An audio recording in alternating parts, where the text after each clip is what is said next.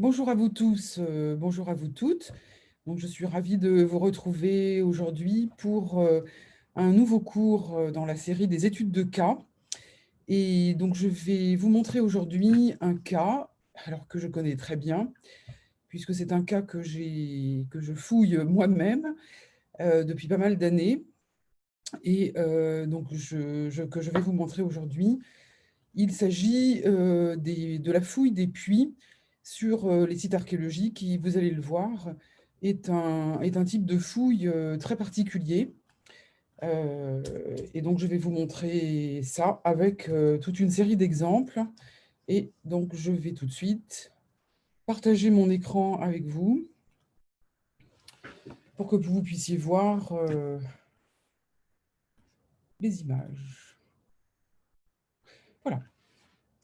Alors, donc, comme je vous le disais à l'instant, les fouilles de puits sont des fouilles très particulières qui nécessitent des aménagements techniques très spécifiques, et c'est ce que je vais essayer de vous montrer aujourd'hui à travers l'exemple de plusieurs puits que j'ai fouillés depuis les années 2010, donc sur une dizaine d'années environ, un peu moins de 10 ans, avec pour certains des découvertes tout à fait exceptionnelles. Alors le site dont je vais vous parler se trouve en région centre. Donc vous voyez la région centre ici, donc comme son nom l'indique, en plein centre de la France. Et le site dont je vais vous parler, c'est le site de Châteaumeillan, qui se trouve dans le département du Cher, au sud du département du Cher. Alors pour ceux qui ne savent pas du tout où se trouve le Cher, c'est en fait le département où se trouve la ville de Bourges. Et là, Bourges, je pense que vous savez de quoi il s'agit, puisque c'est la ville du printemps de Bourges. Et Châteaumeillan se trouve à environ 60 km de Bourges. À l'époque dont il est question ici, donc, il s'agit de l'époque gauloise et gallo-romaine dont je vais vous parler. Donc l'époque gauloise, on est à la fin de l'âge du fer. Le site est occupé, le site de Châteaumeillan est occupé à partir du IIe siècle avant Jésus-Christ, et il n'a pas de fin d'occupation puisque il est toujours occupé aujourd'hui. La ville actuelle est construite sur l'oppidum. Alors cet oppidum, je vais vous le montrer tout à l'heure. Donc c'est un site de hauteur fortifié, un site gaulois de hauteur qui a été construit donc sur un promontoire dans un territoire que vous voyez se dessiner ici en pointillé, dont les limites sont en pointillé parce qu'on n'est pas exactement certain de toutes ces limites. Et donc ce territoire qui est celui des Bituriges. Donc le nom des Bituriges apparaît plusieurs fois dans le livre de César qui s'appelle La guerre des Gaules et qui est identifié donc au Berry actuel. Alors le Berry, donc c'est une province française, donc qui se trouve au sud de la région centre ici, et qui est composée des départements actuels de l'Indre, du Cher ici, un petit morceau du Loir-et-Cher et un morceau aussi de l'Allier. Donc c'est un territoire, donc celui des Bituriges, qui est plus grand que le Berry actuel, bon, qui est déjà le Berry, qui est déjà une province assez grande par rapport à d'autres. Alors, dans ce territoire, on connaît donc à la fin de l'âge du fer, au moment où César entre en Gaule, au moment de la guerre des Gaules, qui a lieu entre 58 et 51 avant Jésus-Christ. Donc, à la fin de l'âge du fer, on connaît en fait toute une série de villes occupées par les Gaulois, dont la capitale se trouve ici, dont le nom antique est Tavaricum, et ce nom désigne la ville actuelle de Bourges. Alors, il y a toute une série de villes dont je ne vais pas vous parler ici, qui se trouvent dans la périphérie de Bourges, à environ 50 à 60 km de la capitale, et à la même distance, donc 50 à 60 km, les unes des autres. L'une de ces villes, qui est située à l'extrémité sud du territoire des Bituriges, le numéro 4 ici, c'est Châteaumeillan, donc dans le département du Cher. Alors cet oppidum, donc, il est situé sur un promontoire naturel, donc une hauteur. qui est complètement allongé, comme vous le voyez ici. C'est tout ce qui est en jaune, qui couvre une soixantaine d'hectares et qui a la particularité d'être encadré par 2 rivières parallèles. Donc c'est que vous voyez en bleu ici. Donc c'est une configuration qui est un peu particulière, qui a dû attirer les populations qui se sont installées là. Et ils ont, sur ce promontoire, fortifié la partie sud, c'est-à-dire qu'ils ont construit un rempart pour cette partie sud qui est la plus haute du promontoire, parce que le promontoire est en pente, la partie la plus haute est ici, la partie la plus basse est là. Donc il est totalement plat, mais il est en pente vers le nord, et ils ont donc fortifié la partie la plus haute qui totalise une surface de 24 hectares. Donc ce qu'on appelle l'oppidum, c'est cette partie qui est fortifiée ici, le promontoire. Donc c'est la partie naturelle hein, qui constitue tout le promontoire, en fait, toute la colline. Mais l'oppidum, c'est cette partie fortifiée. Alors, la renommée de ce site existe depuis longtemps. C'est un site qui est connu depuis le 19e siècle, car on y a trouvé à de nombreuses reprises des fosses contenant des amphores complètes, souvent debout, rangées les unes contre les autres. Donc, ce sont des centaines d'amphores qui ont été trouvées à Châteaumeillan depuis le 19e siècle. Et donc, dans ces fosses, qui sont des caves qui étaient situées comme les caves actuelles, hein, sous des maisons, sous des bâtiments, alors dont on ne connaît pas la fonction, mais qui peuvent être soit des bâtiments d'habitation, soit des bâtiments commerciaux. On ne le sait pas exactement.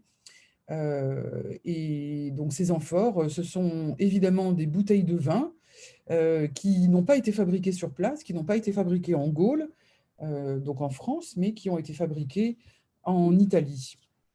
Et elles témoignent donc d'un intense commerce entre l'Italie et différents endroits du monde, donc, dont la France. Alors, ces arrivées d'amphores, qui sont extrêmement massives, commencent dans le courant du IIe siècle avant Jésus-Christ. Et donc, vous voyez sur cette petite carte ici, les amphores sont fabriqués principalement dans 2 endroits d'Italie, qui sont des régions viticoles, alors autour de Pompéi principalement, mais aussi dans la région de Rome. Donc, ce sont ces régions viticoles donc, qui produisent des vins qui sont très fameux et dans lesquels on trouve aussi des ateliers de fabrication d'amphores pour transporter ce vin. Alors ensuite, ces amphores vont partir dans des bateaux, donc dans des ports qui se trouvent sur la côte ouest de l'Italie. Les bateaux vont aller jusqu'à Marseille, ici, et ensuite, les amphores seront débarqués et elles vont prendre alors soit la vallée du Rhône avec d'autres bateaux pour desservir les sites gaulois qui se trouvent le long de la vallée du Rhône, et puis d'autres amphores vont prendre des routes, alors parfois des fleuves, donc encore par bateau, mais aussi des chariots par la route pour desservir d'autres villes, d'autres villages qui se trouvent en Gaule, parce que les Gaulois donc, faisaient une très très grosse consommation de vin. Alors, les Gaulois ne produisaient pas de vin eux-mêmes. Donc, la production de vin, elle commence à l'époque romaine, donc quelques siècles plus tard, donc quand les Gaulois auront compris qu'ils peuvent faire pousser de la vigne et récolter le raisin et fabriquer du vin eux-mêmes. Donc, en attendant, au IIe siècle avant Jésus-Christ, au 1er siècle avant Jésus-Christ également, les Gaulois donc, importent du vin italien, et c'est pour cette raison que l'on trouve donc ces bouteilles de vin vides sur de nombreux sites gaulois, mais sur le site de Châteaumeillan, le fait de retrouver des amphores complètes reste quelque chose d'assez exceptionnel en France. Alors sur le site de Châteaumeillan, donc, voici la chronologie, donc, qui vous donne une idée un petit peu de ce qu'on a trouvé sur ce site, où j'ai commencé des fouilles à partir de 2001, en sachant qu'il y avait eu déjà des fouilles dans les années 1950, et puis des fouilles encore plus anciennes au 19e siècle. Alors, ce qu'on sait du site, c'est que donc ce site est installé vers 180 avant Jésus-Christ. Et dès cette époque, les habitants de Châteaumeillan, sans doute des gens qui sont très riches, des aristocrates, importent des amphores d'Italie, donc importent du vin qu'ils consomment déjà en grande quantité. Peut-être aussi, ils importent ce vin pour le redistribuer. Donc, ce sont peut-être des commerçants eux-mêmes hein, qui redistribuent ce vin dans d'autres sites gaulois, chez les bituriges, donc en Berry, ou peut-être dans les régions qui sont dans les régions voisines. Ce premier site est incendié donc une vingtaine d'années plus tard, donc vers 160, peut-être vers 140 avant Jésus-Christ. On n'a pas la datation précise, mais il y a un premier incendie général qui détruit manifestement intégralement ce premier habitat. Il est reconstruit tout de suite, entre 140 et 120 avant Jésus-Christ, et puis il va s'équiper d'un premier rempart qu'on appelle le Murus Gallicus et qui date des années 100 avant Jésus-Christ. Et puis, au moment de la guerre des Gaules, ce premier rempart va être renforcé par un second rempart qui va être construit par-dessus, et celui-ci donc, est daté des années 50 avant Jésus-Christ. Et puis, on découvre un second incendie de l'habitat, bon, qui est beaucoup moins violent que le premier et qui date peut-être de l'année 52 avant Jésus-Christ. C'est un événement historique important que raconte César dans son livre La guerre des Gaules. Et il raconte en effet que Vercingétorix aurait demandé aux bituriges de brûler toute leur ville pour empêcher César de ravitailler l'armée romaine. Alors après ces événements, donc on est à l'extrême fin de l'âge du fer, l'époque gallo-romaine commence, donc après la conquête romaine, et l'habitat de Châteaumeillan, donc après l'incendie, est reconstruit, donc à l'époque augustéenne. On va voir s'installer des ateliers de potiers, donc tout un quartier artisanal avec un habitat. Donc ça, c'est daté de l'époque tibérienne et peut-être aussi plus tard, au IIIe siècle après Jésus-Christ, un sanctuaire qui s'installe dans la zone qui a été densément occupée par les Gaulois. Alors, je vais vous montrer un petit peu plus précisément maintenant où les puits ont été découverts. D'abord au XIXe siècle et au début du XXe siècle, où un savant local qui s'appelle Émile Chénon a fouillé donc une vingtaine de puits. Alors, soit il les a fouillés, soit il les a observés. Et vous voyez que ces puits, donc, ce sont tous ces ronds bleus qui sont sur cette carte de Châteaumeillan, de l'oppidum de Châteaumeillan. Donc, tous ces ronds bleus qui sont soit des puits dans ce quartier-là qui ont été observés par Émile Chénon, soit qui ont été fouillés par lui-même au tout début du XXe siècle. Les puits qui se situent ici ont été fouillés par mon équipe entre 2001 et 2017. Les deux puits, les deux carrés rouges qui se trouvent ici sont des puits qui appartiennent à l'époque gauloise et dont je vous parlerai tout à l'heure. Et celui qui contient l'étoile jaune, c'est l'un des puits qui a livré un dépôt d'orfèvrerie tout à fait exceptionnel en 2012, dans mes fouilles. Alors, je vous montre, bon, c'est la même image que la précédente, bon, qui vous montre rapidement les zones qui ont été fouillées à Châteaumeillan par mon équipe. Bon, sachant que les puits qui avaient été inventoriés ou fouillés par Émile Chénon se situent plutôt dans ce quartier. Vous voyez que tout l'oppidum, qui va jusqu'ici exactement, qui est la localisation de la partie nord du rempart, que tout l'oppidum est urbanisé, ça correspond à la ville actuelle de Châteaumeillan. Et pendant une vingtaine d'années, la commune, la mairie, en fait, a acheté progressivement les parcelles qui se trouvent ici, qui sont des prairies ou des petits champs, d'anciennes vignes aussi. Donc la commune les a achetées pour en faire une véritable réserve archéologique. Et donc à partir de 2001, j'ai commencé des fouilles dans cette réserve. Alors, les zones que vous voyez ici, qui sont numérotées avec des lettres, sont les zones que j'ai progressivement fouillées avec mon équipe, donc entre 2001 et 2018, les fouilles ayant été arrêtées en 2018, de façon à pouvoir préparer la publication globale de nos recherches. Donc, les lettres correspondent aux fouilles réalisées dans l'ordre, c'est-à-dire la fouille A qui a été réalisée entre 2001 et 2005. Ensuite, les zones B à E qui ont été fouillées entre 2006 et 2017, la fouille F en 2018 et le fossé de l'oppidum en 2002. Alors voici une photographie par drone des zones fouillées entre 2007 et 2017, donc pour vous montrer comment apparaissent les structures dans cette zone. Ici, vous devinez un grand fossé qui traverse le chantier de fouilles et les différents puits qui se situent, enfin, des puits et d'autres structures, des traces de bâtiments, des traces d'ateliers artisanaux qui se situent dans ce chantier. Le premier puits dont je vais vous parler, alors on ne le voit pas sur cette image parce que la photo par drone date de 2015 et ce puits-là a été fouillé en 2010, non, oui, en 2010, et il porte le numéro 209. Un autre puits dont je vous parlerai tout à l'heure, c'est le puits 269, dont, alors lui, on voit encore sa trace ici, la trace circulaire foncée, c'est l'emplacement du puits 269 après la fouille, puisqu'il a été comblé avec ses propres sédiments. Donc la photo prise en 2015, donc 3 ans après la fouille et le comblement, permet de voir encore la trace de ce puits. Je vous montrerai aussi ce puits-là, qui est le puits 310.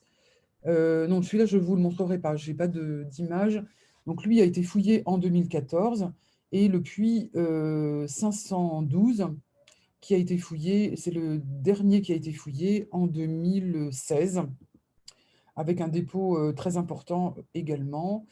Et le dernier fouillé en 2007 ici, le puits 322, dans lequel on n'a rien trouvé ou quasiment rien. Donc celui-là, je ne vous le montrerai pas.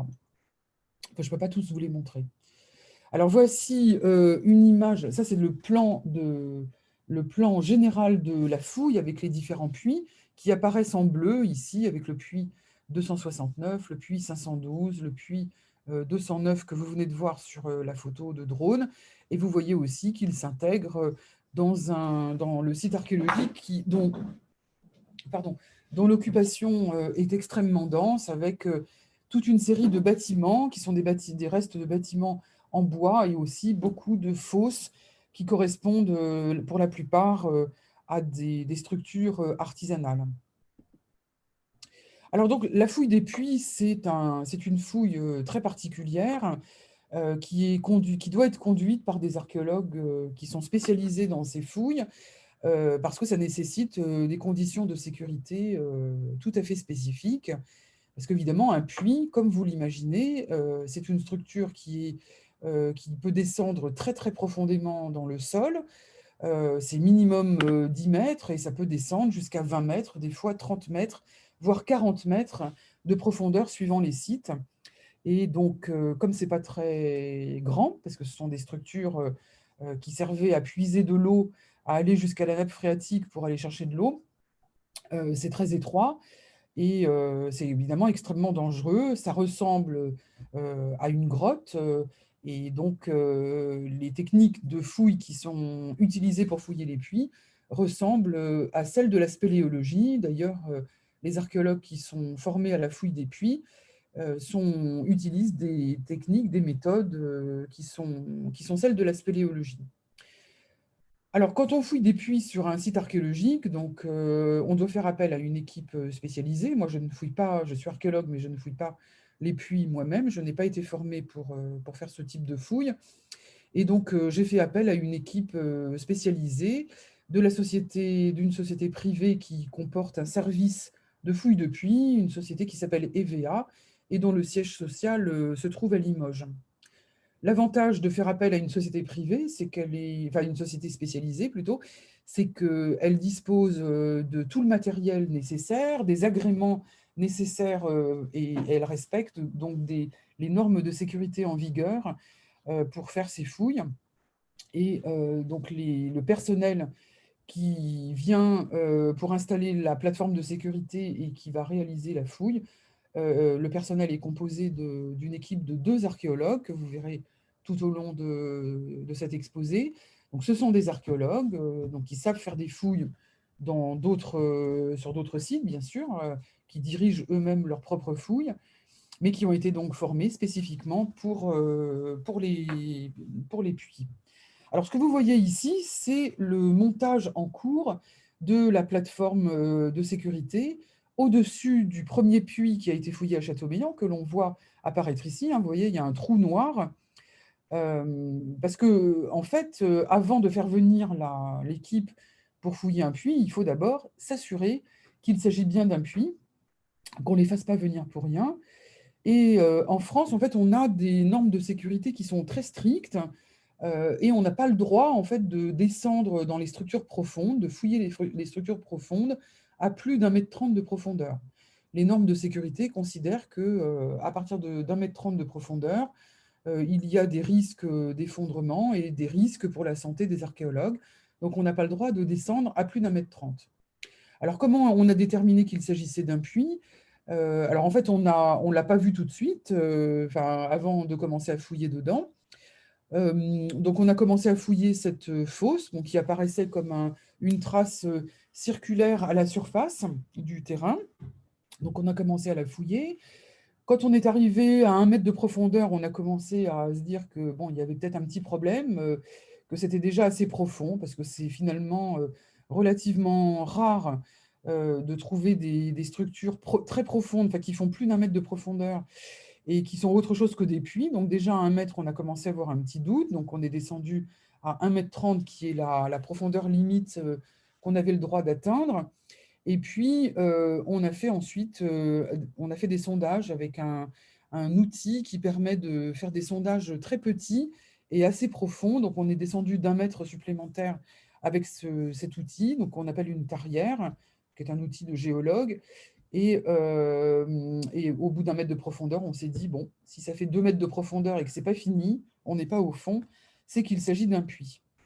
Donc, en fait, la fouille manuelle, la fouille de mon équipe s'est arrêtée à 1,30 m de profondeur. Et donc, la plateforme que vous voyez ici a été posée alors 2 ans après, parce qu'il a fallu obtenir l'autorisation de fouiller ce puits et surtout un financement pour le faire, parce que c'est une fouille qui coûte assez cher.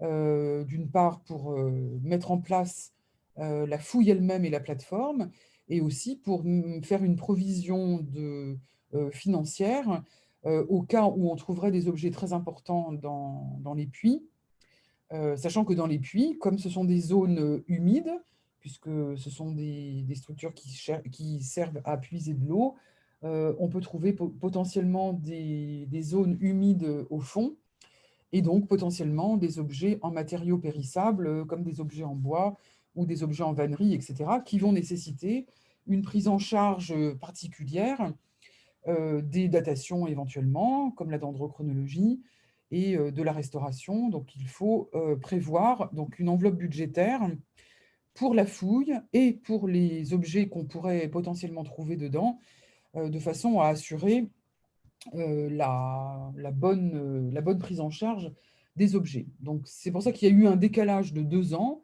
entre la découverte de ce puits et sa fouille jusqu'à 1,30 m de profondeur et la mise en place donc, d'une fouille, complète donc 2 ans plus tard. Donc, vous voyez donc la fosse ici. Donc, vous imaginez que là, il y a 1,30 m de profondeur au moment où la plateforme est mise en place.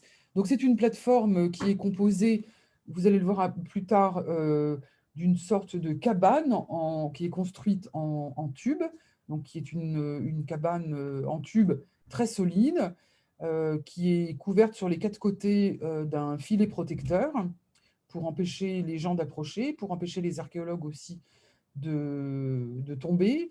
Et là, elle n'est pas encore construite, mais il y a donc au-dessus de la surface du site une plateforme qui est construite avec des plaques de métal et qui permet aux archéologues de circuler. Donc voici la plateforme complètement, une fois construite complètement. Alors vous ne la voyez pas en entier, vous la voyez que de l'extérieur. Donc vous voyez qu'elle est complètement fermée. Alors elle est fermée par des parois en plastique avec une petite toiture qui permet de protéger les deux archéologues qui sont à l'intérieur. Vous voyez ici une partie de la plateforme en métal, alors qui s'ouvre évidemment, donc il y a une trappe qui permet de l'ouvrir pour accéder au puits. Vous voyez ici un gros tuyau gris qui sort. On le voit aussi ici. Ce gros tuyau gris permet d'évacuer l'air, de l'air vicié qui se trouve à l'intérieur du puits pendant la fouille et qui empêche évidemment l'asphyxie des fouilleurs à l'intérieur. Alors voici le puits de 109 en cours de fouille. Alors c'est un puits à section carrée. Donc, vous le voyez ici. Donc, il y avait des gros poteaux à l'angle. Alors, on ne les voit plus puisqu'ils sont dégradés, évidemment, mais à l'époque gauloise, il y avait 4 gros poteaux qui permettaient de former la structure de ce puits. Alors, vous voyez aussi ici le bord de la plateforme métallique. Et le soir, en fait, quand les archéologues partent, ils ont une trappe qui permet de fermer le puits, que la plateforme soit complète pour empêcher éventuellement que des visiteurs non souhaités tombent dans le puits ou des animaux. Bon, des fois, il y a quand même des souris ou des mulots qui arrivent à tomber dedans. Donc certains se tuent et d'autres, des fois le matin, quand on arrive, on sort une petite souris ou une petite grenouille qui est tombée dans le fond du puits. Alors, vous voyez ici des photos, bon, c'est à peu près la même photo. Vous voyez ici, en fait, un des archéologues au fond du puits en train de fouiller. Alors, vous voyez qu'il est muni d'un casque. Il est aussi tenu par un filin, ici. Il a un baudrier sur le corps, donc il est en sécurité en permanence. Évidemment, il ne peut pas descendre dans le puits sans être équipé de ce baudrier et de ce filin. En fait, ce filin est relié à une manivelle électrique hein, qui permet de remonter l'archéologue et de le redescendre mécaniquement et surtout très vite au cas où il y aurait un problème, un effondrement dans le puits, donc il pourrait être évacué très vite. C'est aussi pour cela qu'au-dessus de la plateforme, que la fouille se fait avec 2 archéologues, dont un qui fouille dans le puits et un autre qui est en permanence sur la plateforme, qui peut actionner la remontée de celui qui est dedans, qui le fait descendre aussi, et qui manipule un autre filin que vous voyez ici, et qui permet d'évacuer les seaux de terre, qui permet d'évacuer les objets aussi qui sont découverts dans la fouille. Donc il y a 2 filins qui sont reliés donc à une manivelle qui fonctionne avec un groupe électrogène qui se trouve en dehors du chantier. Vous voyez aussi ici une guirlande de LED qui qui descend au fur et à mesure dans le puits et qui permet d'éclairer la fouille, d'une part. Bon, là, il est pas très bas dans la fouille. Bon, ce puits-là, il a été fouillé jusqu'à 10 mètres de profondeur. Donc là, il est évidemment pas du tout à 10 mètres. Hein, et là, il doit être à 2 mètres de profondeur. Mais évidemment, au fur et à mesure qu'il va descendre, qu'il va fouiller le puits, il va descendre de plus en plus bas, donc il aura de moins en moins de lumière, et c'est pour ça que cette guirlande est posée, elle va l'éclairer. Alors, il peut aussi changer de casque et mettre un casque, comme les spéléologues, un casque qui est équipé d'une lampe frontale, donc il a suffisamment de lumière dans le puits pour fouiller. Si ça ne suffit pas encore, il peut descendre aussi une torche. Enfin, ils ont tout ce qu'il faut pour s'éclairer. Bon, sachant aussi que la guirlande de LED a une autre fonction, celle de chauffer l'air à l'intérieur du puits pour le faire remonter et faire ainsi un roulement d'air pour empêcher donc l'air vicié et la formation de gaz aussi, comme ça arrive dans les grottes, hein, par exemple, notamment du grisou, qui peut asphyxier les archéologues. Donc, comme l'air chaud monte, eh bien, en chauffant l'air, alors ça ne chauffe pas énormément non plus, il ne faut pas exagérer, mais l'air va chauffer légèrement et ça va permettre donc de faire un roulement d'air frais, l'air chaud étant évacué au fur et à mesure.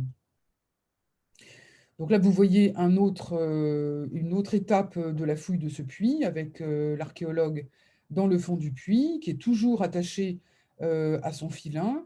Alors en fait, il y a un système de sécurité sur le baudrier qu'il a sur le corps, parce que bon, ce filin, donc là, celui-là, il est mécanique, donc il est, comment dire, il est attaché à un appareil donc, qui permet enfin, une manivelle électrique. Mais si la manivelle électrique tombe en panne, si le groupe électrogène tombe en panne, ils ont en fait sur la plateforme un autre filin qui est manuel celui-là, avec une manivelle manuelle et qui permet de remonter l'archéologue au cas où la manivelle électrique tombe en panne. Bon, moi, dans tous les puits que j'ai fouillés sur une dizaine d'années, je n'ai jamais vu de panne électrique, bon, parce qu'ils doivent, enfin les archéologues d'EVA, doivent contrôler leur matériel plusieurs fois par jour. Ils font extrêmement attention à la sécurité. Alors, vous voyez ici donc une photo en cours de fouille, toujours du puits 209. Donc là, vous commencez à voir apparaître des objets dans ce puits où on a retrouvé énormément de céramique gauloise, ici, donc vous les voyez apparaître. On a retrouvé aussi dans ce puits des meules. Donc là, vous les voyez photographiées sur la plateforme de sécurité. Ici, c'est une coupe du puits qui a été faite à la fin de la fouille. Et donc, le fond du puits se trouve ici. Et donc, vous voyez tout ce qu'ils ont dû fouiller, donc les successions de couches qu'ils ont dû fouiller et relever, sachant que le dépôt archéologique se trouvait principalement ici. Toute la première partie, les premiers mètres, étaient vides de matériel. Donc, en fait, c'est un comblement qui a été fait bon, par des hommes hein, pour éviter qu'on ait un trou béant. Mais donc, à une certaine étape, ils ont jeté pas mal d'objets, notamment des débris appartenant à un four de potier que l'on a retrouvé dans cette partie-là, avec notamment ces deux meules brûlées. Un autre puits que je vous montre qui a été fouillé en 2016, donc quelques années après le puits 209, c'est le puits 512. Alors dans celui-là, on a fait une découverte tout à fait exceptionnelle puisqu'il s'agit, vous le voyez ici, d'une statue en pierre représentant un homme muni d'un très gros collier et en tenant un autre à la main. Donc, la personne que vous voyez ici, c'est l'archéologue d'EVA qui a fouillé le puits 512. Donc, vous le voyez ici, au moment où il remonte la statue du puits 512, donc une statue qui se trouvait à 6,50 m de profondeur dans le puits. Donc, vous voyez, il est accroché au filin électrique qui est en train de le remonter. Alors, évidemment, il n'est pas très propre parce qu'au fond du puits, bah, c'est très mouillé, hein, puisque c'est un puits. Alors nous, on n'a jamais eu l'obligation de pomper l'eau dans les puits. Bon, il y a de la boue au fond, donc c'est pas toujours très agréable pour y fouiller, mais dans certains puits, il y en a certains qui s'inondent complètement, et donc il faut pomper l'eau pour pouvoir fouiller. Bon, nous, on n'a jamais été dans ce cas-là, sans doute aussi parce qu'on a toujours fouillé au mois de juillet, dans des conditions assez sèches. Alors, je vous montre simplement l'emplacement du puits 512 dans le chantier de fouille, qui n'est pas très très loin du puits 209. Hein, on a une dizaine de mètres environ. Alors, ce puits-là, il est très spécial parce qu'il était installé dans une cave que vous voyez ici, qui a été fouillée sur plusieurs années, et jusqu'au jour où on s'est aperçu qu'il y avait un puits dans cette cave, ce qui est probablement un puits privé, qui, pour puiser l'eau, on devait certainement être obligé de descendre dans la cave. Alors, c'est un puits qui est moins profond que celui que le puits 209, hein, le puits 209 qui descendait à 10 mètres de profondeur, qui allait chercher la nappe phréatique. Celui-ci, il est moins profond, il descend à 6 mètres environ. La nappe, non pas la nappe phréatique, mais une nappe d'eau, qui est une nappe perchée, donc une nappe d'eau qui se trouve dans l'oppidum, à 4,50 m de profondeur, qui a été captée par les Gaulois. Donc la nappe, elle est ici, vous voyez cette petite ligne bleue, et elle permettait donc de remplir le puits. Alors, avant de fouiller le puits, on a dû... Alors, c'est qui est un puits carré aussi, hein, ici, parce que les puits gaulois sont carrés. Vous verrez tout à l'heure des puits gallo-romains qui ont une section circulaire. Et alors, dans ce puits, donc ici, vous voyez l'emplacement de la cave, ici, alors qui contenait des amphores, je vais vous montrer tout à l'heure. Et ensuite, donc, tout le comblement de la cave, après son abandon, a été percé pour creuser ce puits. Alors, les objets archéologiques se trouvaient plutôt au fond. Enfin, le dépôt exceptionnel se trouvait au fond. La statue ici. À côté de la statue, ici, il y avait un crâne humain que je vais vous montrer tout à l'heure. Alors voilà une photo de la cave à amphores, donc qui se trouvait, qu'on a dû fouiller avant le puits. Donc, vous voyez qu'il s'agit il s'agit d'une trentaine d'amphores qui ont été rejetés en partie complète. Donc, voilà une autre photo de ces amphores, avec à gauche ici de la photo ma collègue Fabienne Olmer qui travaille au CNRS à Aix-en-Provence et qui a étudié ces amphores. Et là, bon, c'est une photo que j'ai prise pendant un reportage de France 3, ici avec la journaliste de France 3 et le caméraman qui se trouve juste derrière. On voit bien ici les parois de la cave. Et ce que vous voyez là, en fait, c'est le bord de la plateforme qui a été installée pour fouiller le puits qui se trouve ici, donc encore non fouillé, puisqu'il a fallu terminer de fouiller la cave à amphores avant de commencer le puits. Bon, ça, je passe. Alors, voici l'installation de la fouille, ici, avec la plateforme au-dessus du puits 512. Je vous ai mis cette photo pour que vous voyez la situation du chantier au moment de la fouille de ce puits, avec ici un des très grands seaux qui permet de remonter avec la manivelle électrique de très grandes quantités de terre, de sédiments. Et vous voyez donc ici, à proximité du puits, à l'extérieur de la fouille, il y a ici ce qu'on appelle la station de tamisage et qui permet de tamiser à l'eau tous les sédiments qui sortent du puits. Parce qu'en effet, quand on fouille dans un puits, bon, comme on peut manquer de lumière et qu'on ne voit pas tout, on n'est pas sûr de tout voir, surtout les très très petits objets, eh bien, pour être sûr de rien manquer, tous les sédiments qui sortent du puits sont tamisés par une autre partie de l'équipe ici. Alors voilà la plateforme avec, vous voyez tout l'appareillage électrique qui est ici, donc qui permet de sortir de monter et de descendre les archéologues. Donc ça, c'est l'archéologue DVA qui se trouve sur la plateforme. L'autre archéologue est à l'intérieur du puits. Donc là, elle lui passe les seaux, elle fait descendre les seaux, elle les remonte, donc plein de terre.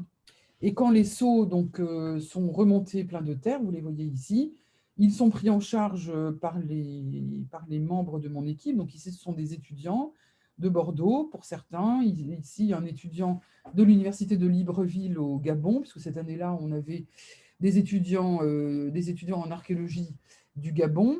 Et donc, ils mettent ces sédiments dans une brouette, ils regardent s'ils trouvent des choses, ce qui permet à l'archéologue qui est au fond du puits d'évacuer les seaux très vite, puisque quelqu'un à la surface vérifie s'il y a des objets archéologiques qui remontent.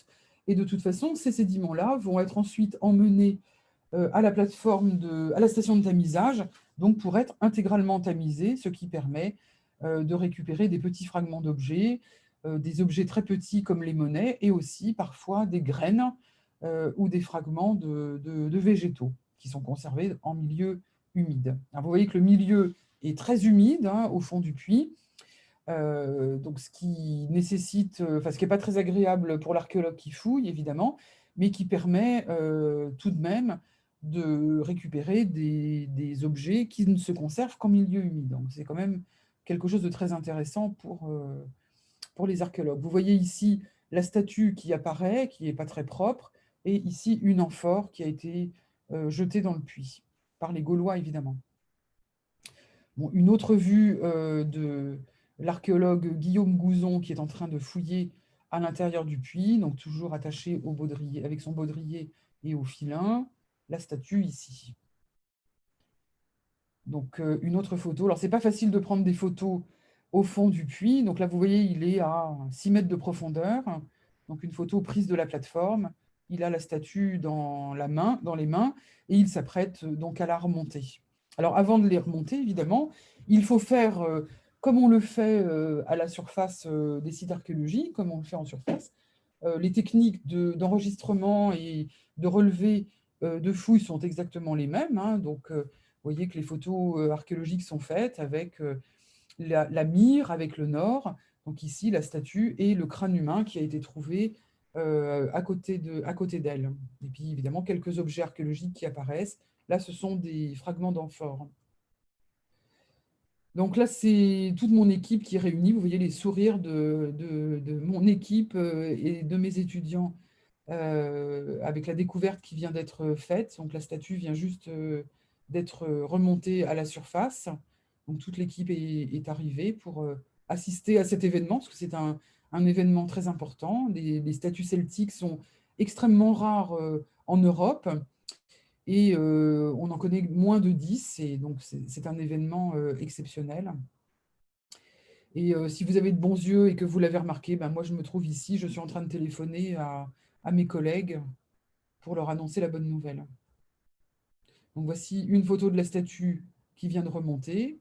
Donc l'archéologue, évidemment, est très content. C'est évidemment pour lui une très belle récompense, parce que ce sont des fouilles qui sont très difficiles, très physiques, et puisqu'il faut évacuer la terre du puits, qui est souvent très compacte, c'est très dangereux. Et c'est sûr que découvrir un objet comme ça, bah, c'est une très très belle récompense pour les fouilleurs de puits. Donc, voici la statue d'un peu plus près. La voici au nettoyage tout de suite. Hein, donc on la nettoie avec de l'eau et une éponge pour voir, son visage. Voici une autre photo du nettoyage. Ça, c'est une photo du nettoyage du crâne.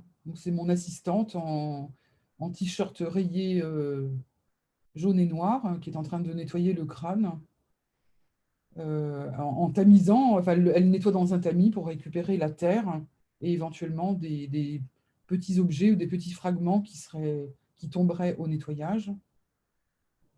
Voilà, les précautions qu'elle prend pour nettoyer ce crâne. Bon, là, j'aime beaucoup cette photo et je l'embête beaucoup avec cette photo parce que je me demandais ce qu'elle faisait à le regarder comme ça dans les yeux. Alors, il se trouve que donc voilà, la statue qui provient du puits 512 ici dans le chantier, et il se trouve qu'on a retrouvé quelques jours après une pierre qui en fait recolle parfaitement avec la statue trouvée dans le puits 512, sauf que cette pierre n'a pas été trouvée dans le puits 512, mais dans une petite fosse qui se trouve à 8 mètres exactement de là. C'est pas dans un puits, hein, c'est une petite fosse qui porte le numéro 197. Alors bon, c'est une découverte aussi tout à fait exceptionnelle qui permet de reconstituer cette statue dans son intégralité. Donc c'est une statue qui était quand même assez grande, hein, qui mesure 50 cm de hauteur, qui a été taillée dans un grès local, donc qui est le grès de Châteaumeillan, qui est un grès très fin, et qui a été à un moment séparée en deux parties. Elle a été coupée en deux. Bon, c'est ce qu'on appelle un bris rituel. Et une partie a été jetée là, l'autre partie 8 mètres plus loin. Alors on ne sait pas exactement pourquoi. On cherche encore à formuler des hypothèses pour essayer de comprendre pourquoi, mais c'est certainement une activité rituelle qui est liée donc à cette cassure donc qui n'est pas due au hasard.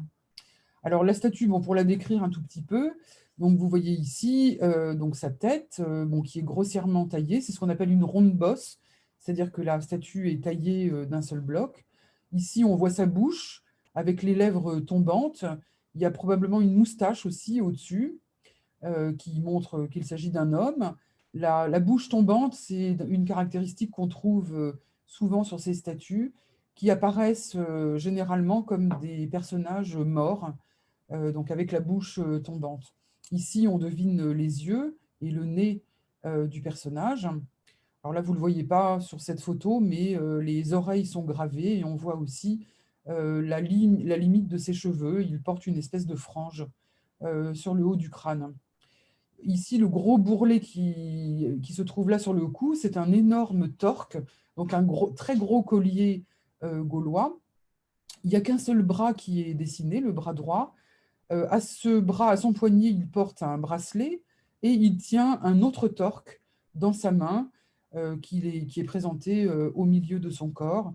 Donc ça, c'est une position que l'on trouve sur d'autres statues celtiques, c'est-à-dire le port du torque à un cou et le port du torque à la main. Alors voici, alors ça c'est une photogrammétrie 3D de la statue complète. Donc vous voyez ici les oreilles. Bon, et sur cette photo-là, on voit mieux aussi le nez et les yeux, alors qui sont très abîmés, qui ont été peut-être effacés volontairement, hein, puisque les autres caractéristiques du corps sont mieux conservées. Alors, le crâne humain qui a été trouvé à côté donc a été étudié par un anthropologue, hein, mais aussi un dentiste, qui était aussi un dentiste archéologue, un de mes collègues. Ce crâne, c'est celui d'un jeune homme, alors, dont l'âge n'a pas pu être déterminé avec beaucoup de précision, mais c'est un jeune homme qui a entre 17 et 25 ans. Les incisives sont manquantes, elles sont tombées, mais on ne les a pas retrouvées dans le puits, donc ça veut dire qu'elles sont tombées avant que le crâne soit jeté dans le puits, donc à l'époque gauloise.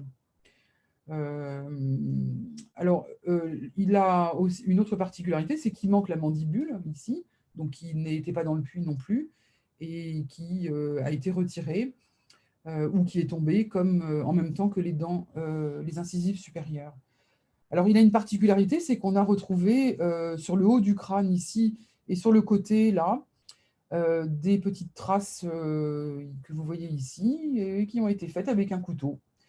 Ce qui implique qu'il a été scalpé. En fait, on a retiré son cuir chevelu et ici, donc toute la peau du crâne qui a été retirée. Donc ça veut dire que ce crâne a subi des préparations rituelles, probablement. Voilà, ce qui en fait un objet, un objet cultuel, un objet rituel, qui, comme il a été déposé à côté de la statue, ces objets font probablement partie d'un acte, d'un geste rituel à l'intérieur du puits. On a retrouvé aussi dans la couche du dessous, sous le crâne et la statue, cet objet, ce très très bel objet qui est un chenet.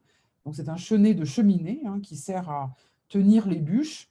Donc il manque en fait ici un morceau du chenet, alors qui n'a pas été retrouvé dans le puits, donc une barre, hein, ça se présente comme les chenets actuels en fait, sauf qu'il est en terre cuite, et il représente, comme vous le voyez ici, un cheval. Alors il est cassé en deux parties. Ce ne sont pas les archéologues qui l'ont cassé, mais il s'est cassé tout simplement quand on l'a jeté dans le puits, puisqu'on l'a trouvé à 6 mètres de profondeur. Donc il était certainement complet quand ils l'ont jeté. Et quand ils l'ont jeté, bah, il s'est cassé en deux parties. Alors le voici de face.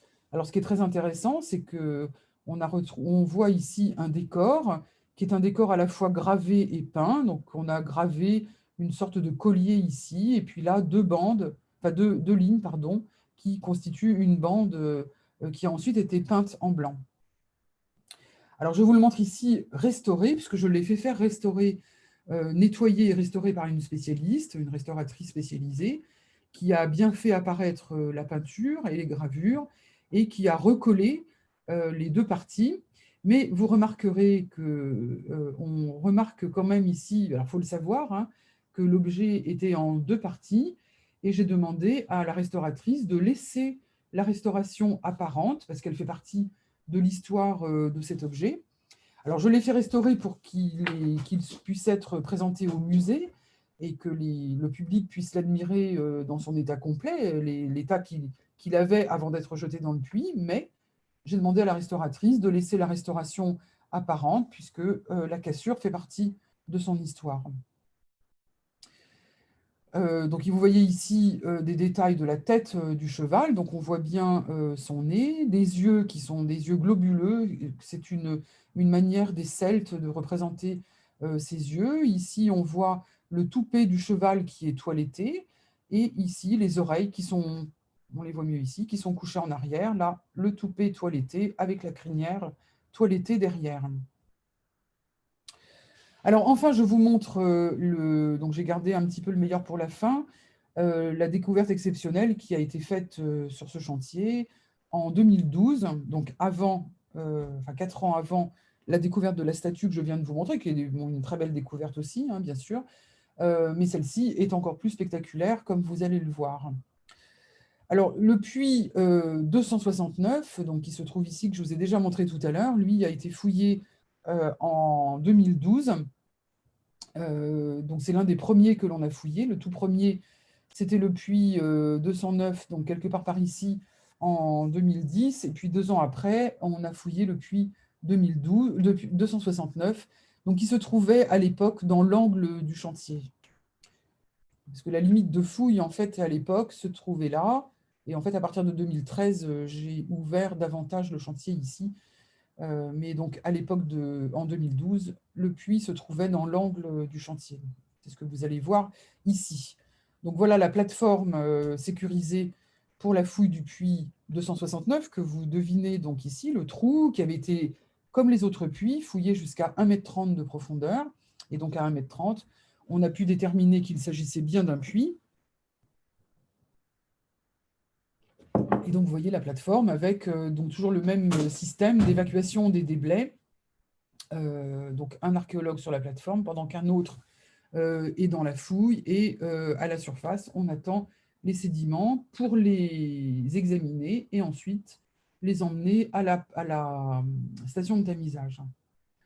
Alors ce puits-là, il était différent de ce que je vous ai montré précédemment, puisque c'est un puits circulaire avec en plus un habillage à l'intérieur, c'est-à-dire qu'il y avait une construction en pierre sur les parois qui permettait de consolider les parois du puits.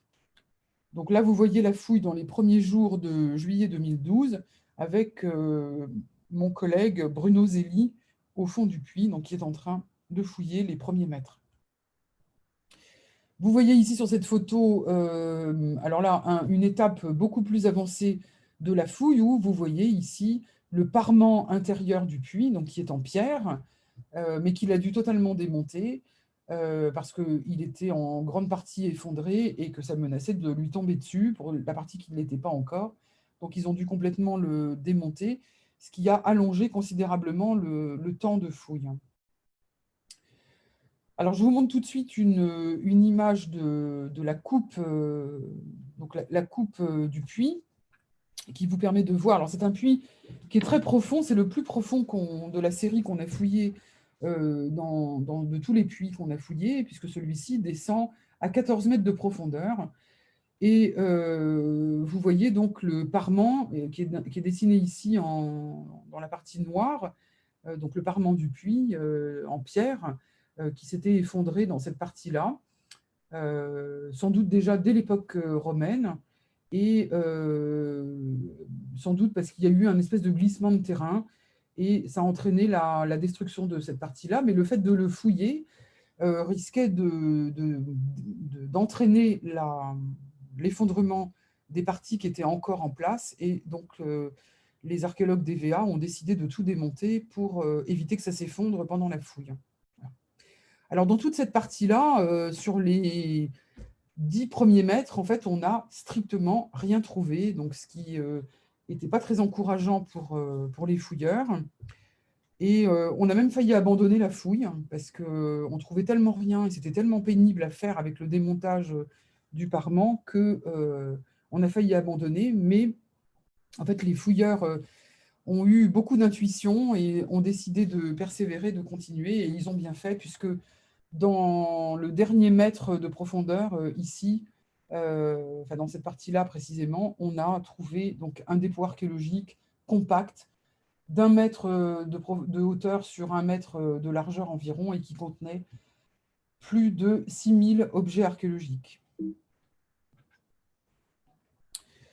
Alors, parmi ces objets recueillis dans le puits, donc on a trouvé plus de 1200 fragments de céramique, 77 fragments d'amphore. La TCA, c'est la terre cuite architecturale, en fait, ce sont des tuiles, donc 183 fragments, qui appartiennent probablement à une petite construction qui se trouvait au-dessus de la margelle de ce puits. On a trouvé 2759 restes de faune, donc des ossements d'animaux, pas d'ossements humains dans ce puits. 8 fragments d'objets en métal cuivreux, c'est-à-dire du bronze, 176 en fer, 9 en plomb, 5 monnaies, 8 meules, 50 fragments de verre, 1074 éléments en bois, 1 en vannerie, 15 en cuir, donc pour un total de 5628 artefacts. Et en plus, 176 grammes de scories de fer, bon, ce qui est vraiment pas beaucoup. Parmi les restes d'animaux, on a trouvé plusieurs crânes complets de chiens, de porcs, de sangliers, dont certains avec des impacts de couteaux, même de hacheraux de boucher, qui sont liés à des mises à mort violentes, probablement de sacrifices d'animaux. Bon, ça, je passe. Alors, de quand date ce puits? Alors, on a trouvé 2 monnaies qui sont frappées à l'époque de l'empereur Marc Aurèle, donc à Rome. Marc Aurèle vous voyez ces dates affichées ici, 121, 180 après Jésus-Christ. On a aussi trouvé, enfin toutes les céramiques qui ont été trouvées sont bien datées du IIIe siècle après Jésus-Christ. Et puis, on a pu faire une vingtaine de datations dendrochronologiques qui placent les bois vers 240 après Jésus-Christ. Alors, en fait, vous voyez à travers ces datations, très intéressantes, que les céramiques vont très bien avec les datations du bois. Donc, elles indiquent courant IIIe siècle. Les datations du bois, évidemment, c'est ce qui est le plus précis, donnent le milieu du IIIe siècle après Jésus-Christ, autour de 240. Alors, très précisément, les bois donnent des datations entre 239 et 241 après Jésus-Christ, donc autour de 240. Alors par contre, les 2 monnaies de Marc Aurèle, elles sont anciennes puisqu'elles donnent le siècle d'avant, le 2e siècle avant Jésus-Christ. Donc ce sont des vieilles monnaies qui ont été jetées dans ce puits. Donc ce sont sans doute des monnaies qui ont été conservées par des gens et transmises sans doute par des gens qui ont vécu au IIe siècle après Jésus-Christ. Ils les ont transmises à des gens qui ont vécu au IIIe siècle et qui ont fini par les jeter dans le puits. Alors, vous avez vu tout à l'heure qu'il y avait 5 monnaies trouvées dans le puits, mais seulement 2 ont pu être identifiées. Les autres étaient beaucoup trop abîmées pour être lisibles. Voilà, donc conclusion, les objets ont été déposés dans le courant du IIIe siècle après Jésus-Christ, entre une date qu'on peut situer entre 250 et 300, enfin entre 250 et 299, si vous voulez, mais les datations du bois ont tendance à resserrer cette datation vers le milieu du IIIe siècle. Alors, on a retrouvé dans le puits des tablettes en plomb, qu'on appelle des tablettes de défiction. Ce sont des tablettes de malédiction, c'est-à-dire que ce sont des tablettes en plomb, ce sont des feuilles de plomb que l'on peut retrouver dans... Alors, c'est assez rare, mais on peut les retrouver dans certains sites. Elles comportent parfois des inscriptions dans une langue qui n'est pas déchiffrable, qui est une langue magique, et qui permettent de jeter un sort à quelqu'un. Alors, celles de Châteaumeillan ont été dépliées. Il y en avait 5 en tout, vous les voyez ici. Elles sont pliées, soit roulées comme celle-là, comme une crêpe Findus, soit pliées comme une serviette. Et donc, ce sont des feuilles de plomb, donc on les a dépliées. Alors, les nôtres ne comportaient pas d'inscription, mais il y avait des choses à l'intérieur. On a retrouvé des restes des plumes d'oiseaux, des poils d'animaux, des cheveux humains. Alors, c'est difficile à interpréter, hein, puisqu'on n'a pas le mode d'emploi, mais comme ce sont des tablettes pour jeter des sorts, ben, on voit que ce qui était à l'intérieur a permis de jeter un sort. Bon, celle-là, elle est assez particulière, puisqu'il y a un clou qui est planté dedans, un peu comme les poupées vaudou dans lesquelles on plante des aiguilles pour jeter des sorts. C'est quelque chose d'analogue. Alors, vous voyez ici les tablettes, enfin, une des tablettes en cours de déroulage au laboratoire de restauration. Et vous voyez ici ce qu'on a trouvé à l'intérieur. Donc, on met ensuite dans des petites boîtes qu'on remet dans l'eau, hein, puisque tous ces objets ont été conservés dans l'eau. Ici, donc, on voit l'intérieur avec des restes végétaux et des poils d'animaux. D'ailleurs, alors voici, vu au microscope, des cheveux humains avec bulbes arrachés, des poils de mouton, des poils de chien, et il ne figure pas ici, mais une des tablettes a livré peut-être aussi un poil d'ours. Donc voilà, des différents types de graminées qui ont été retrouvés dans une autre tablette.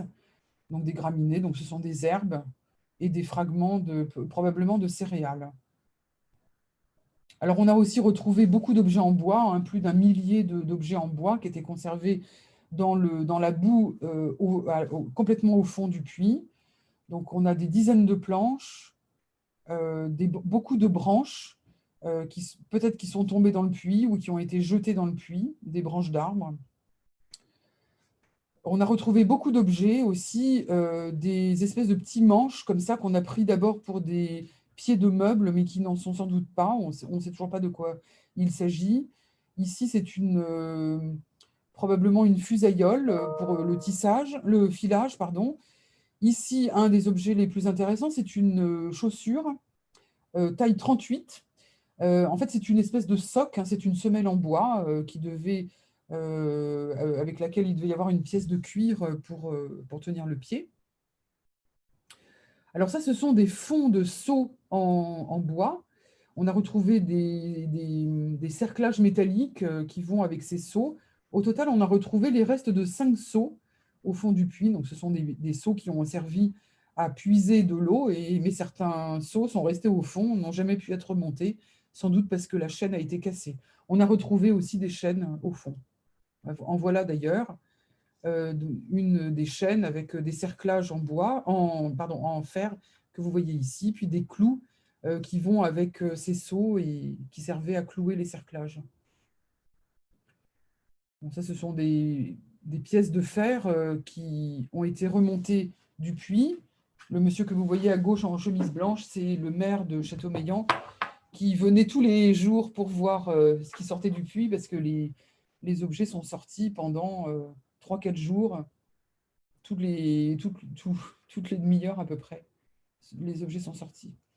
Voilà, ça c'est une très grande quantité d'objets en fer qui ont été sortis du puits, que vous voyez ici en cours d'étude au laboratoire de restauration, qu'on a mis dans des bains spéciaux pour les déchlorurer, parce qu'ils étaient collés les uns sur les autres. Alors, parmi ces objets, vous avez à gauche une poêle à manche pliable. Hein, ça se plie. On voit la charnière ici. Alors, ce sont souvent des poêles qui appartiennent à des légionnaires romains, des soldats romains, donc qui ont ça sur eux pour se faire à manger, en fait, tout simplement. Ici, vous voyez des faux. Donc, on a trouvé 5 en tout. Donc, c'est des faux, dont une est encore emmanchée avec le bois à l'intérieur. Ici, des haches, donc qui sont des outils agricoles. Hein. Ici, une paire de forces qui ressemblent à des ciseaux en fait, pour couper la laine des moutons.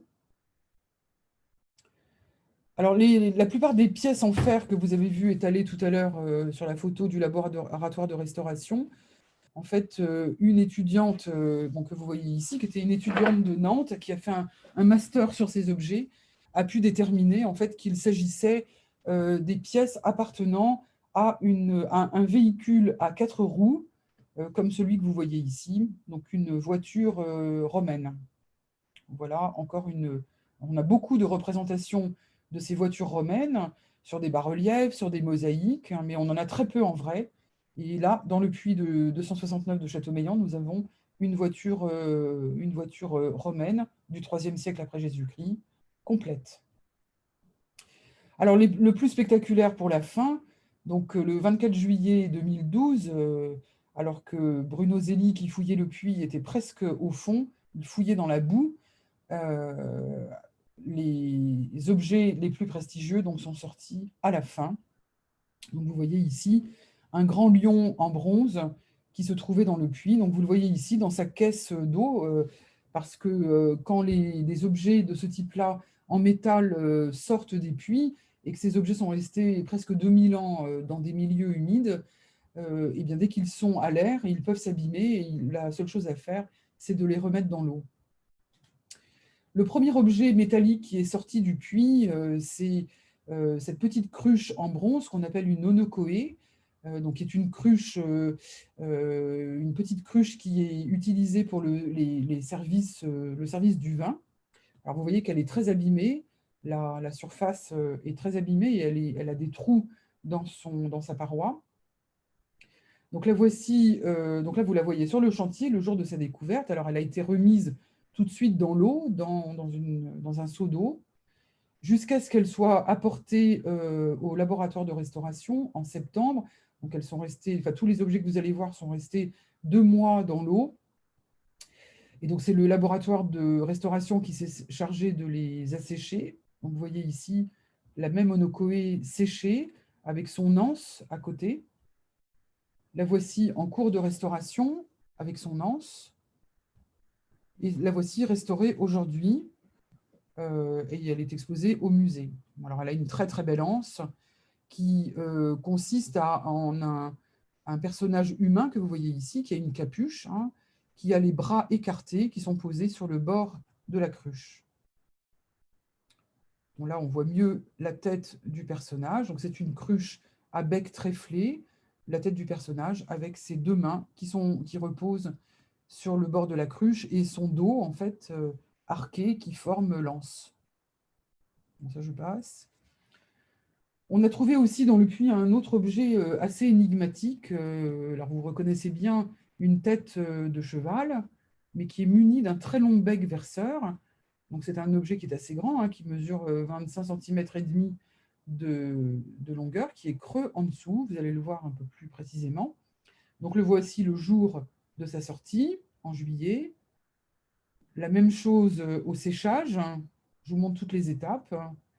Et le voici restauré. Donc, le bronze est doré, à peine abîmé. Donc, on voit bien l'œil, les yeux du cheval, la crinière toilettée, les naseaux décorés et le bec verseur qui sort de la bouche. Voici le cheval de face avec ses yeux, ses naseaux, le toupet qui est toiletté avec des petits liens et ses petites oreilles bien droites. Alors, vous voyez le dessous du cheval. Vous remarquez ici des petites traces blanches, la même chose ici. Et en fait, il s'agit d'un dépôt calcaire que je n'ai pas fait retirer à la restauration parce que ce dépôt est lié manifestement à l'utilisation de cet objet. Alors vous me direz, mais où retrouve-t-on des dépôts de calcaire comme ça? Eh bien, dans les bouilloires. Alors cet objet-là, il est probablement lié à une bouilloire. Alors il existe en effet des bouilloires à l'époque romaine, on appelle ça une otepsa. Ça fonctionne comme un samovar russe. Vous en avez un petit schéma ici. C'est-à-dire qu'on a un récipient dans lequel il y a 2 chambres, un récipient en métal dans lequel il y a 2 chambres. Dans une des chambres, on met des braises ou on fait un petit feu, vous le voyez ici, et cette chambre est séparée d'une autre, tout ça c'est en métal, hein, dans laquelle on peut mettre de l'eau, et cette eau va chauffer, tout simplement, grâce aux braises qui sont ici. Donc, elle va chauffer et on va pouvoir garder l'eau au chaud. Alors vous voyez ici une vraie otepsa qui provient du site d'Avenches en Suisse et sur laquelle est posé un bec verseur ici qui a pour fonction évidemment de faire couler l'eau chaude. Alors c'est pas tout à fait le même bec verseur que celui-ci, mais donc il est probable que ce cheval-là soit le bec verseur d'une otepsa ce qui expliquerait, enfin c'est le seul moyen d'expliquer qu'il y a du calcaire qui s'est accumulé en dessous et dans le bec verseur. On a retrouvé aussi une grande plaque en bronze qui était encore toute dorée le jour de sa découverte. Donc cette grande plaque avec deux petits pieds ici. Et puis quelque chose là en plein milieu de la plaque que j'ai pris au départ pour un... J'ai cru que c'était un caillou qui était collé dessus. Et puis en la nettoyant, je me suis aperçu que ce n'était pas du tout un caillou, mais que c'était une tête de personnage avec des cheveux bouclés ici, puis un vêtement que l'on voyait apparaître. Donc là, la voici d'un petit peu plus près. Donc vous voyez les boucles ici, la moitié du visage, le reste est corrodé par l'eau. Et puis on voit, vous voyez ici qu'il y a un trou qui correspond en fait à une serrure. Voici le même objet au séchage à la restauration. Et le voici restauré avec, évidemment, on n'a plus du tout la même allure, avec ces deux petits pieds ici, le trou de serrure, et puis ce personnage, très beau personnage ici, en bronze massif, avec des yeux incrustés d'argent. Et puis vous voyez peut-être ici, sur sa tête, vous allez le voir de plus près, une tête de lion qu'il porte comme un casque. Le voici un peu plus en détail. Vous voyez bien les yeux en argent, le vêtement du personnage, ses bouclettes. Ici, vous devinez la tête de lion. La voici d'un peu plus près. Et en fait, cette tête de lion, elle permet d'identifier ce personnage à la figure mythologique d'Hercule. Hercule qui, lors d'un des 12 travaux, en fait le premier des 12 travaux, c'est à tuer le lion de Némée. Le lion de Némée, c'était un lion qui, alors dans la mythologie grecque, faisait régner la terreur sur le Péloponnèse. Ce lion avait la réputation d'être totalement invincible, mais Hercule est arrivé, il a tué le lion de Némée, et comme ce lion était réputé être invincible, il l'a dépecé, et il s'est servi de sa peau comme d'une armure. Et Hercule, donc Héraclès, hein, c'est le même personnage, est souvent représenté avec cette peau de lion sur lui et la tête de lion dont il se sert comme un casque. Alors en fait, ce petit buste d'Hercule sert en fait à cacher la serrure. On voit derrière, à l'intérieur, derrière la plaque, il y a un petit mécanisme ici avec une fente qui permet, donc la tête est derrière, qui permet de décaler la tête et de la repousser pour cacher la serrure, hein, tout simplement. Alors aujourd'hui, elle est dans cette position. Donc normalement, elle devait basculer ici et cacher la serrure. Le restaurateur m'a demandé si je voulais la débloquer. Je lui ai dit non, parce que j'ai laissé le buste dans la position où son dernier propriétaire l'a laissé, c'est-à-dire serrure ouverte. Donc je ne l'ai pas débloquée. Si un jour on veut la débloquer, si quelqu'un d'autre veut la débloquer, on peut tout à fait le faire, mais moi c'est un choix que j'ai fait de ne pas la débloquer. Donc voici cette tête vue de profil, avec la serrure et la tête de lion. Un gros plan sur la tête d'Hercule, avec les yeux d'argent, qui sont un petit peu abîmés. Il manque de l'argent. Et voici la reconstitution que l'on a fait de cette serrure, donc qui est en fait une façade de coffret, une façade en bronze, qui devait abriter un autre coffret à l'intérieur, qui devait être soit en métal, soit en bois. Donc c'est une espèce de coffret armé, hein, et qui devait comporter un couvercle coulissant, parce que comme vous l'avez remarqué peut-être ici, on a une partie de ce coffret qui est conservée, pas de l'autre côté, c'est cassé. D'ailleurs, la serrure a été enfoncée, il y a une trace d'enfoncement ici, elle a été abîmée. Et donc, cette petite fente ici nous permet de reconstituer l'emplacement d'un couvercle coulissant. Donc, la clé, qui est une clé normale, hein, devait actionner une serrure qui permettait de bloquer le couvercle coulissant lorsqu'il était fermé.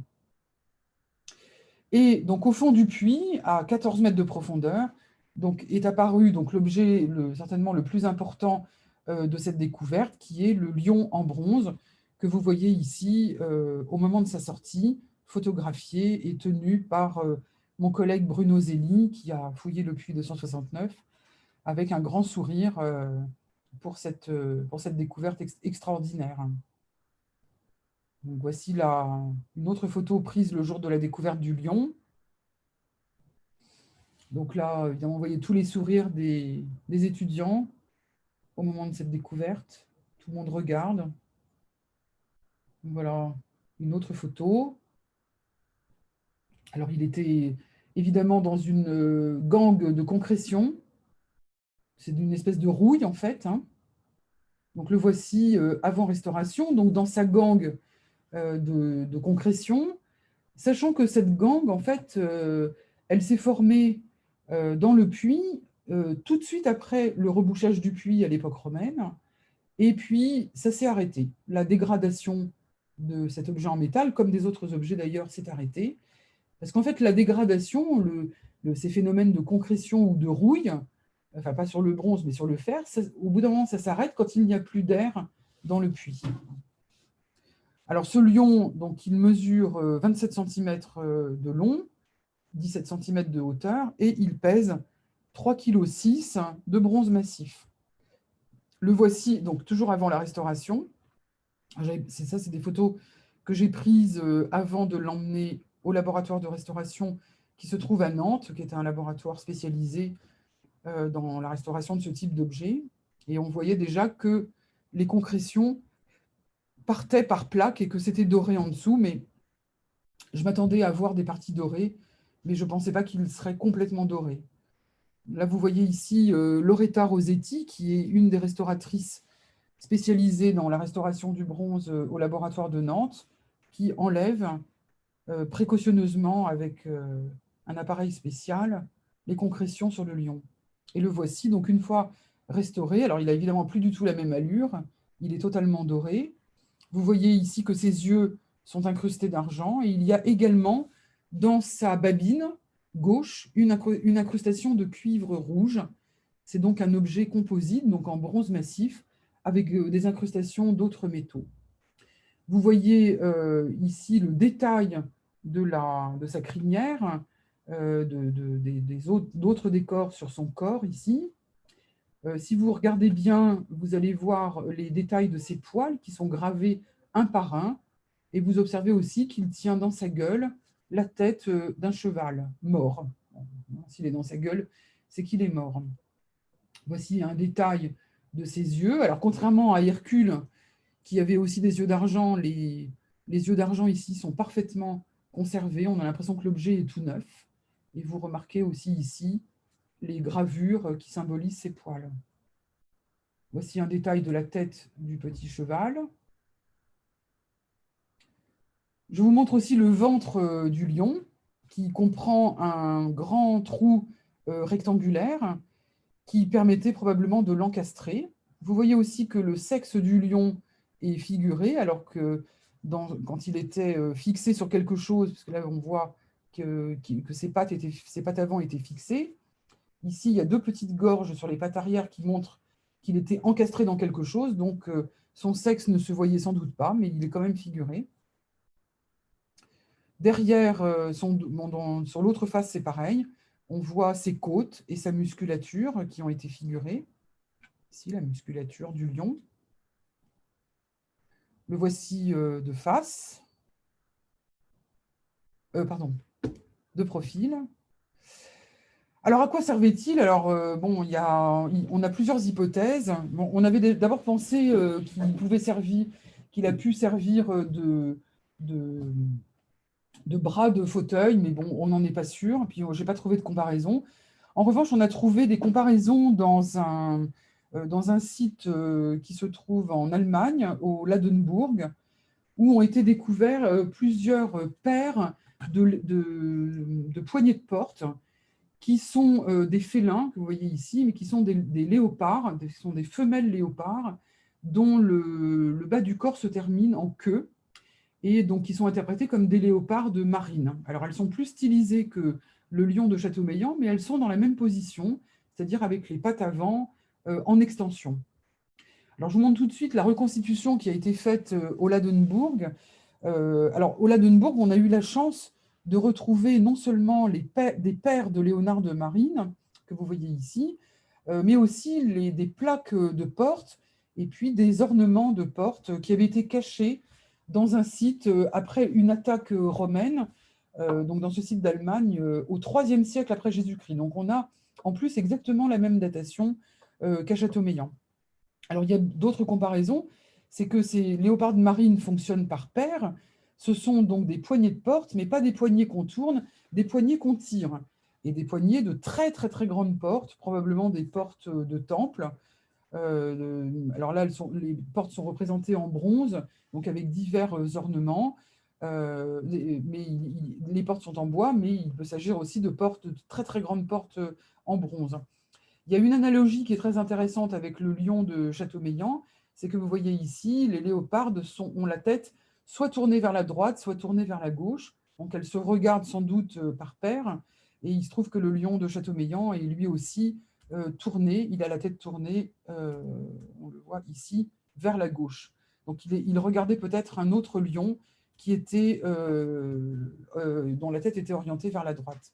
Donc vous voyez ici dans un musée la reconstitution de cette porte qui peut correspondre à ça. Alors, je vous montre enfin une photo, pour terminer, de ces magnifiques objets qui ont été donc restaurés, qui se trouvent aujourd'hui dans une vitrine spéciale du musée de Châteaumeillan, donc sur place. Une vitrine spéciale dont l'atmosphère est contrôlée par un ordinateur qui se trouve en dessous. Donc, l'atmosphère est contrôlée en permanence pour que ces objets puissent ne plus se dégrader. Et ils sont extrêmement bien conservés, ils ont été très bien restaurés. Et normalement, ils ne vont plus se dégrader. En tout cas, ils sont archi-surveillés.